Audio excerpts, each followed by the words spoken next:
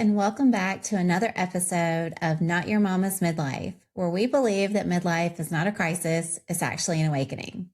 Hi, I'm Tasha Davis. I am a nurse practitioner, and I'm the owner of Downtown Hydration and Wellness in Aiken, South Carolina. But for today and for future episodes, I will be your host and your tour guide through all things midlife.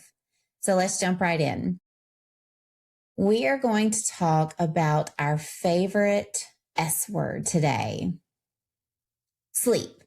So that is actually our favorite S word, especially when we are perimenopausal and menopausal. Sleep changes so much during midlife. And I want to talk about it. I honestly can say that sleep comes up so much in my practice with my patients on the daily. It's never because they're having too much sleep, and it's never because they're complaining that their sleep is so good. It's because we are struggling. We are struggling either with sleep, the quality of sleep, not getting enough sleep. But there is always this discussion about sleep. And when we are at this point of our lives, men and women, during midlife, sleep is so important. Sleep is definitely something that we have to learn to prioritize. And that can be new for a lot of us. It can be new because, we think, okay, well, naturally I have to prioritize my nutrition, prioritize exercise or physical activity. We have to prioritize, all of the things. And we don't really hear a lot about the need to prioritize sleep. So I want to talk about it today because you guys are talking about it with me in the clinic. So why can't we sleep? What's going on? Why are we struggling for good quality sleep, especially during midlife? Well, there can be several reasons, and it can be one or it can be all of them. I typically lean more towards the all of them when it comes to sleep. So the first thing is hormones, right? We got to take it back to the basics. The hormones are definitely having those fluctuations and shifts. And like everything else that we've talked about so far, our estrogen and progesterone definitely play a role in good quality sleep. So when we have estrogen, when we have good amounts of estrogen in our body, then that is producing that true restful deep sleep. Our estrogen helps with melatonin production. And as we all know, a lot of us have used melatonin supplements in the past to kind of help us either go to sleep or stay asleep. So when that estrogen starts fluctuating, you may notice that your sleep isn't as deep as it once was, or you're having you just don't feel as rested when you wake up, even though maybe you slept, quote unquote, all night, but you still don't feel rested. That you maybe once you were a good sleeper, or you were one that could get into a really good deep sleep, but now you're noticing that your sleep, you're actually a light sleeper. You hear everything, right? And we can attribute that to several things. We're like, oh, well, we're, parents of teenagers. So we have to be a light sleeper to, survey the surroundings with these teenagers. But a lot of that can just be your estrogen declining. And then you have progesterone. So as we've talked about before, progesterone is typically the hormone that we start having that decline in first. And how that low progesterone shows up in sleep is that you're waking up at 2 or 3 o'clock in the morning, every morning, without like a real reason. You can also be experiencing like the ruminating thoughts. So you're waking up at 2 or 3 o'clock in the morning, you're having ruminating thoughts, whether it be something that's happened before, whether it's a situation that you're in the middle of and you're not quite sure, how it's going to shake out.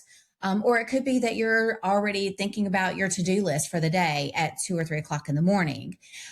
So those ruminating thoughts, waking up at 2 or 3 o'clock in the morning, without a real reason, that can definitely be that progesterone. And when we think about progesterone, it's the calming hormone, right? So it's the one that kind of chills us out. It gets us ready for rest. It is the calming hormone. And with women who are very deficient in progesterone, it can be that we're a little too amped up, we're a little too anxious. A good way to know about, if you are kind of struggling with progesterone, for a lot of my patients, is the tired but wired. We are waking up, we are tired from the jump, right? We wake up in the morning and we're already tired. But then by the time bedtime comes, we lay back down in bed, and guess what? We're wired. We're tired, but we're wired. So that can sometimes mean that you are low in progesterone. So if you are a woman, and you are struggling with your sleep, definitely do not overlook the hormonal component that could be causing it. There are, other reasons, obviously, that sleep can be disrupted, but hormones do actually play a very big role in the quality of sleep. The other ways a hormone plays into it is that we are already dealing with so many other issues related to our hormone imbalances. So we've already covered the hot flashes, the night sweats, the mood shifts and mood changes, the increased anxiety. All of those things are a very real part of perimenopause and menopause and during our midlife transition. And when we don't have sleep, hello, those things are off the charts, right? They just climb, they just escalate. The brain fog is way worse. The night sweats are worse. The daytime fatigue is worse. The mood changes are worse. And so, there are some people, I will say, there are some unicorns and God's chosen that seem to be able to function on very little sleep. I am not she is not me. I need my sleep. And, I will say the men in my home can vouch for that. If mama's tired, then, it's not gonna, we need to tread lightly, right? We need to tiptoe around mom until she gets some good sleep. And, if you've ever had like that really good sleep, and we get excited about it, right? It's like, oh my gosh, I slept so good. When did that happen? When did that, when did that become like the ultimate goal? But it's so real, and it so is, a part of our lives during this time of midlife where we celebrate sleep. So if we want to celebrate sleep, guess what we have to do? We have to prioritize it. And again, that's just something that we're not used to doing and discussing, is prioritizing that sleep. So, with that in mind, we've talked about the hormones. What else could be causing the changes in our sleep patterns? Well, again, we've mentioned before, we're in that little I want to burn it down phase of our life, right? During midlife, we wake up and we just look around and we just want to burn it down. You do. You just want to burn it down. We don't recognize ourselves. We don't recognize our partners. Our job doesn't fit right anymore. The kids are, you know, whatever they're doing is just weird. And the teenagers and then the not teenagers. And, side note here, let me just say, I know I speak a lot about being in midlife and going through perimenopause and menopause and having teenagers and soon to be empty nesting. But let me just give a shout out real quick to those mamas out there who still have little ones and you're going through perimenopause. I'm telling you, my hat's off to you. There ain't no way that, I don't know how you do it. I applaud you. Being able to still function and sit in car line, do homework in the evenings after we've worked all day, and trying to keep up with our homes and our relationships and just check all the boxes, and then still having to do math. What? Pass. God bless you. I am serious. Like, there is just, I just don't, I mean, that's just not a life for me. I gotta say, I gotta say. So anyway, that is a little side note. Um, may the odds be ever in your favor, mamas with little ones out there and going through this, because it's hard. It is absolutely hard. So anyway, I digress. Going back to reasons why we could be having trouble sleeping. And it's just, we're just dealing with a lot, right? We're dealing with so many different dynamics. We're dealing with changes like in our environment, in our stage of life. Maybe you're having some health issues going on too.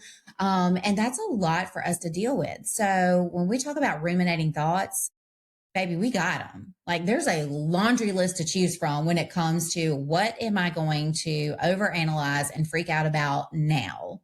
And so, of course, around 2 or 3 o'clock in the morning is typically when the brain's like, hey, you remember that conversation you had? Or do you remember that thing that that person said to you? Did you remember that so and so didn't return your text? And then you start like over analyzing the situations.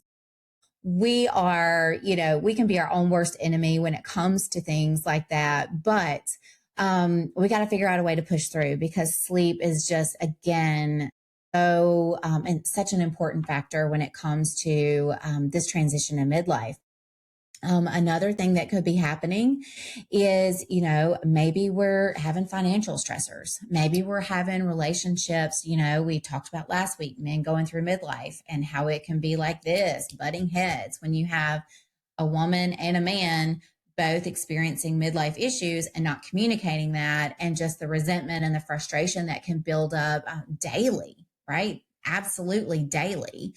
And so those are things that can also be contributing, to just the ruminating thoughts, the tired but wired. Like, our brain starts turning on and we start over analyzing and thinking about all of those situations that we're dealing with. And so the biggest thing when you are, catch yourself in those things, figuring out what works for you to kind of calm the brain, right? Because the last thing you want to do, like I said before, my kids and my husband, God bless them, they know when this girl is tired and didn't sleep well. It's just, I'm irritable, I'm moody, everything's a big deal, right? Like, everything is a big deal. Even the things that are not a big deal is an absolute big deal. Your husband was going to do something nice, and he brings, picks up groceries, and he comes home and, half the things that you ask him to get are wrong. And instead of just being appreciative, we're just like flying off the handle, right? And so, because everything's just such a big deal when you're tired, because our body is just worn down. And so, when we are, rest is a reset. So just think about it that way. Like, our body needs time to reset, right? We have, again, so much that we're dealing with on the daily that our body needs that time. It needs that time to just woo-saw, right? And just calm down, roll it back, and just kind of recover from everything that we have dealt with during that day, that week, that month, the situation that we're in. And so it's not, sleep isn't a luxury. Back in the day, I don't know about you, but sometimes I'm like, man, I wish I could go back in time and just collect all those naps that I didn't take. Or when I was like super young and I could just, take a little cat nap and just feel so refreshed. I am not a napper. That is one thing. I know some of you may be good at napping. I am not good at napping. So unless I can actually go to sleep and just actually sleep, I just kind of push through. Because I typically will wake up feeling even worse. I get the headache, I get the dry mouth, I'm just feeling so dry. So I'm not a good napper, even when I'm sick. It's just hard for my body to kind of just like, phew. So that means nighttime sleep, when it's actually time for good quality sleep, like, it's a priority. Like, I have to get into a good sleep routine just to make sure my body is ready for the environment. We got to pregame our sleep, right? Something else that could be disrupting our sleep is, I don't know, some people can drink like caffeine late in the afternoon, like coffees. I cannot do that. So if you are someone who drinks coffee later in the afternoon, but then you're struggling to sleep, maybe that's something that you can kind of eliminate, and just see if that helps, improve your sleep quality. Alcohol. So alcohol is a biggie when it comes to sleep disruption. And, I don't know, most of my patients kind of, we are similar in this, that as we have gotten older, we notice that we can, our tolerance to alcohol is a lot lower. So if you can think, usually you can go out with your girlfriends and you can have 3 or 4 cocktails with dinner and some appetizers, and everything's good, no issues. And now you're noticing that, you're maybe a one and done, or maybe two tops kind of a thing. And, and if you do kind of push over that limit and try to do that 3 or 4, man, there is going to be no sleep, right? The night sweats are going to be worse. We're going to be waking up. We could be a lot more bloated. The acid reflux then comes into play. And then when we wake up, it's not even, like a hangover per se, but, I recover faster from like a minor surgery than I do from having too much to drink. And that is the God's honest truth. I'm very, cognizant of that fact. And so, if that's kind of affecting you and you haven't really thought about it like that, maybe that is something that's contributing to your, quality of sleep kind of being lowered, is if you are having alcohol to drink at night. Because again, rest is reset. So if we have, a good amount of alcohol in our system and then we go lay down, our body's trying to get rid of it, right? So our body's working instead of resting. And so then that quality of sleep is just going to be in the tank, right? You may stay asleep. Even if you stay asleep all night, the quality is just not going to be there. And that's what we're shooting for. That's the goal. Again, we're at the point where, sleep is a goal. Good quality sleep is a goal. And, I don't know when it happened. It could have been over the past couple of years for me. Perimenopause can actually start, like we have talked about before, in your 30s. So it's more of like a slow burn. Some days feel slower than others, if I'm being honest, especially on the days that I'm not getting sleep. You're going to notice that brain fog is so much worse, the irritability, the mood shifts. You could even, start having those salty and sweet cravings, and that's kind of an indicator like we've got some imbalances going on. And all of those things feed more inflammation. And if you've been to see me in the clinic, I can get on, an inflammation soapbox. And it's kind of one of those things. It's like a hamster wheel. Once we kind of like hop on and we start going, it's like, okay, well, we have the hormone imbalance, and then that triggers some inflammation. And then that inflammation then triggers salty and sweet cravings. So then we eat the salty and sweet foods. So then those salty and sweet foods then end up causing even more inflammation. And it's just round and round we go, right? It's just round and round we go. So sleep is going to be one of those things that just kind of helps our body rest and recover, and just to kind of keep it here. That's that even, like, this is the goal, right? We're just trying to like get through it. We're not burning it down. We're trying not to burn it down. And, fire prevention is going to be coming from sleep and just prioritizing your sleep. So how can we prioritize sleep? How can we get this good sleep? What do we need to do? Well, you can do a few things. Number one, like I said, if you feel like you are having those hormonal imbalances and that is contributing to your lack of sleep and lack of quality sleep, I definitely encourage you to reach out to your medical provider to have that discussion and see if you guys can work out a good treatment plan to kind of get you on a better path of sleep.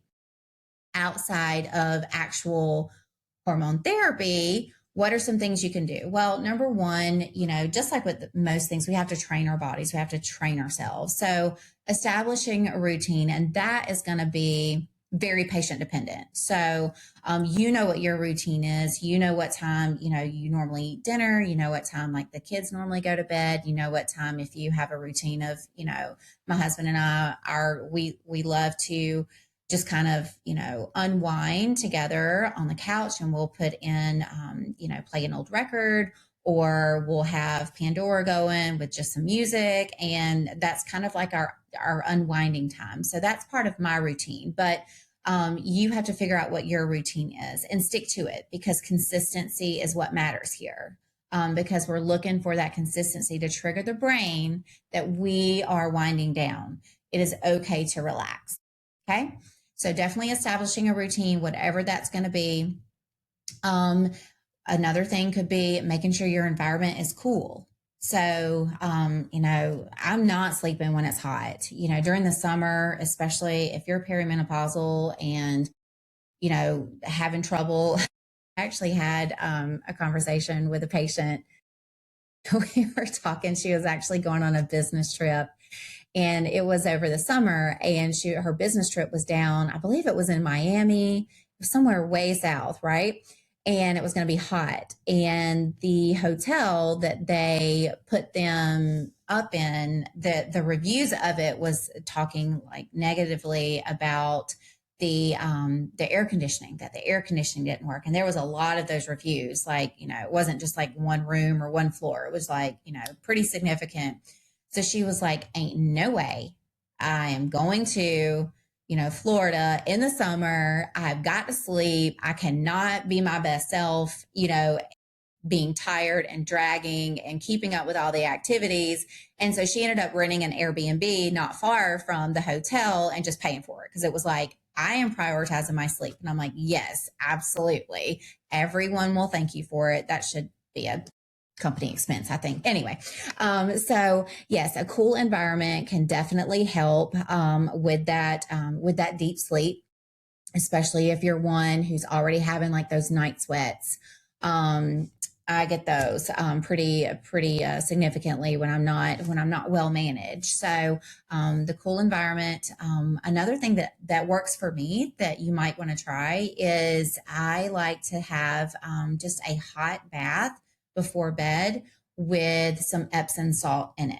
So the magnesium in that Epsom salt just really kind of, it's got like, I think lavender, magnesium. But I just sit there. Doesn't even have to be long. I mean, I could sit in there for 5 minutes, and sometimes depending on what time of night it is, that's really all I do. But it signals my brain that we're winding down, and I just get very, very relaxed. Another thing you could try is magnesium glycinate supplements. If you are able to take them, definitely talk to your medical provider before starting. Even natural supplements, even vitamins, you want to get clearance from your provider just to make sure it's medically appropriate. But magnesium glycinate works for me, and so many of my patients too. It's a relaxant, right? We're just like signaling the brain we can relax. So that's something that can work. Staying hydrated during the day, right? Staying hydrated, whether it's, with or without the electrolytes, but staying hydrated, because a lack of, being dehydrated can also be a very big sleep disruptor. As you guys know, I own an IV hydration clinic. And I will say, when patients come in and we talk about their routine and how much their water intake is, and some of it, I'm just like, whoa, how do you function with that? Some people are like, I don't drink any water, like any. And so then they're like, what IV cocktail is good for me? And I'm like, girl, you would probably feel amazing just with fluids only. And so a lot of times that's what we do, because I'm like, there's no need to kind of like overshoot the mark here. If we're looking for sleep and you're telling me that you don't drink any water, or you have, one little 16 ounce and that lasts you all day and you still have some left over, then even just some fluids will kind of get you the results that you're looking for. So definitely staying hydrated. And then again, avoiding the caffeine later in the day, and avoiding alcohol before bed. Those are going to be my biggest recommendations. Another thing that I offer in clinic that can help with sleep disruption is red light therapy. So we have a full body red light therapy panel here. And so red light therapy is, for some people, they still think it's a little too woo woo for them, but I absolutely love it. And so do my patients, but it can help just kind of like, again, we're resetting, right? We're resetting, we're calming down, we're slowing things down a bit. And so it's really good. It can really help reset like that circadian rhythm. If you're a shift worker, that might be something you might want to look into. Ask your medical provider if that's appropriate. But definitely has been some benefit to my patients with using red light therapy. So with that being said, if you are having trouble sleeping, I just encourage you to have that conversation. Do a deep dive and try to figure out what's going to be the best fit for you, because sleep is so important for this midlife transition. We are having so many changes physically, emotionally, mentally, and our sleep impacts all of that, right? I mean, it impacts every area of our life. And so I want to make sure that during this midlife transition, again, it is not a crisis. It is actually an awakening. And so I want you to be awake for that. And in order to just really show up for ourselves and embrace the empowering parts of midlife, we gotta take care of ourselves. Sleep is one way that we can do that, and prioritizing our sleep and good quality sleep is just such, I don't want to say it's an easy way, because, for some people, it's not easy because, maybe they have, maybe they are, they work night shift. I used to work night shift. I used to work nights in the ER, and it takes a toll on you for sure. My swing shifters, I mean, that for sure takes a toll on your body. So I won't say that prioritizing sleep is easy. I will just say it is a necessity. Okay.